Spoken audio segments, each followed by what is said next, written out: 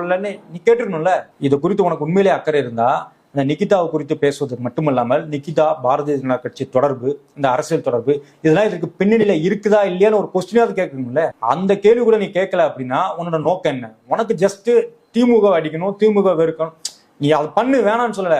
ஆனா நியாயமா சில கேள்வி இந்த பக்கம் இருக்குதுல்ல. பாரதிய ஜனதா கட்சி உன்னோட எதிரி அப்படிங்கிற என்ன, கொள்கை எதிரியா, இவர் அரசியல் எதிரியா? ரெண்டு பேருமே எதிரி தானே. ஓகே, நீ உன்னோட அரசியல் எதிரியை திமுக விமர்சிச்சு நீ மேடையில பேசிட்டு இருக்க, உன் கொள்கை எதிரியை மட்டும் ஏன்ப்பா கொஞ்சிட்டு விடுற? அதை பத்தி பேசவே மாட்டேங்கிறிய.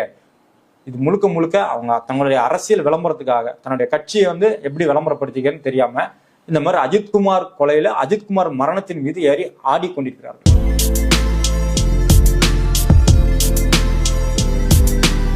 நிகிதா விஷயத்தை எடுத்துக்கிட்டோன்னா நீங்களும் வீடியோ போட்டிருக்கீங்க, நானும் வீடியோ போட்டிருக்கிறேன். ஏன் நிறைய பேர் அதே கேள்வி கேட்கறாங்க, நிகிதா ஏன் இன்னும் விசாரிக்கப்படவில்லை, நிகிதாவோட சம்பந்தப்பட்ட காவல்துறை அதிகாரிகள் யார்? இந்த கேள்வியில எல்லாமே உங்கள்கிட்ட இருக்குது, என்கிட்ட இருக்குது, ஒட்டுமொத்த தமிழ்நாட்டுக்கு இருக்குது. தமிழ்நாடு அரசு இப்ப யாருக்கு கையில கொடுத்திருக்கு இந்த கேஸை? கோர்ட்டு கையில கொடுத்திருக்கு, சிபிஐ கையில கொடுத்திருக்குது. இந்த நிகிதாவுக்கு பாரதிய ஜனதா கட்சியோட இன்ஃபுளுன்ஸ் இருக்கிற சந்தேகங்கள் இருக்குது, அண்ணாமலையோட தொடர்பு இருக்கிற மாதிரியும் அவங்களோட போஸ்ட் எல்லாமே இருக்குது. சோ பிஜேபி சப்போர்ட்டரா இருக்கும் பட்சத்துல இவங்களுடைய அரசியல் தொடர்புகள் என்னென்ன இருக்குது அப்படிங்கிறது இனி ஒரு விசாரணையில தெரிய வரும். ஆனா உனக்கு என்ன துப்பு இருக்குன்னு கேக்குறேன். இதை பத்தி இது நாள் வரைக்கும் ஒரு வார்த்தை கூட பேசாம நீ என்ன அரசியல் இங்க பேசிட்டு இருக்கிற? நிகிதாவை பத்தி நீ பேசுறதா இருந்தா 3 நிமிஷம் பேச்சுல நிகிதாவை பத்தி வாயே திறக்கல, இல்ல நிகிதாவை ஏன் இன்னும் அரசியல்னு கேட்கல, நிகிதா குறித்த விசாரணை என்னாச்சுன்னு கேட்கல, நிகிதாவுக்கு இந்த கேஸ்ல என்ன தொடர்பு, அன்னைக்கு 100-500 ரூபான்னு போட்டு அந்த சண்டை போட்டாங்களா, அதை குறித்து ஏன் விசாரிக்க